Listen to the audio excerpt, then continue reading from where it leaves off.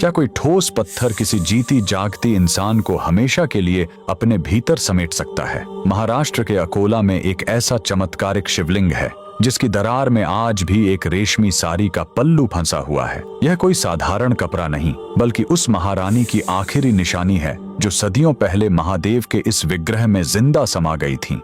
आखिर उस काली आधी रात को ऐसा क्या हुआ था जिसने ब्रह्मांड के स्वामी को यह असंभव चमत्कार करने पर मजबूर कर दिया? इस मार्मिक गाथा की शुरुआत होती है अकोला के राजा अकोल सिंह और उनकी परम भक्त महारानी से। रानी का हृदय राजसी सुखों में नहीं बल्कि महादेव के चरणों में बसता था, पर पहरेदारों और राजसी तामझाम के बीच उन्हें एकांत में पूजा का समय नहीं मिल पाता था। इसीलिए रानी ने एक गुप्त संकल्प लिया। हर रात ठीक 12 बजे, जब सारा संसार सो रहा होता, वे नंगे पैर चुपचाप महल से निकलकर शिव मंदिर जाने लगीं।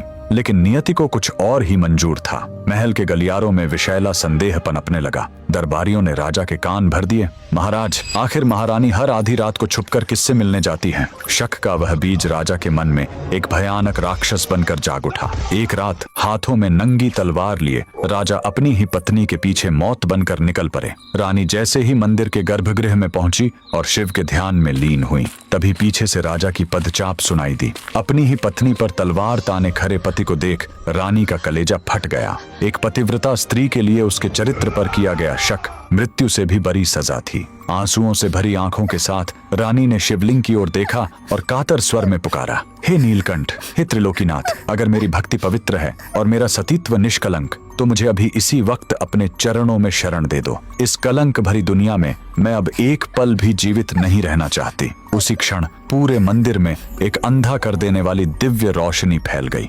देखते ही देखते वह विशाल और ठोस पत्थर का शिवलिंग गर्जना के साथ 2 हिस्सों में विभक्त हो गया। महादेव ने अपनी भक्त के लिए अपना हृदय खोल दिया। रानी हमेशा के लिए उस शिवलिंग के भीतर समा गईं। राजा जब तक अपनी भूल समझ पाता और रानी को रोकना चाहता, वह पत्थर फिर से झुर चुका था। लेकिन महादेव ने दुनिया को प्रमाण देने के लिए रानी की साड़ी का एक पल्लू उस दरार के बाहर ही छोड़ दिया। राजा जीवन भर उस चौखट पर अपनी भूल का प्रायश्चित करता रहा, पर रानी अब महादेव की हो चुकी थी। आज भी अकोला का यह राजराजेश्वर मंदिर उस अमर भक्ति का गवाह है। वह साड़ी का टुकड़ा आज भी उस पत्थर में दबा हुआ है, जो हमें याद दिलाता है कि जब पूरी दुनिया हाथ छोड़ देती है, तब महादेव अपने भक्त का हाथ थाम लेते हैं। अगर महादेव के इस न्याय ने आपके हृदय को छुआ है, तो कमेंट्स में पूरी श्रद्धा से जय राजराजेश्वर महादेव जरूर लिखें।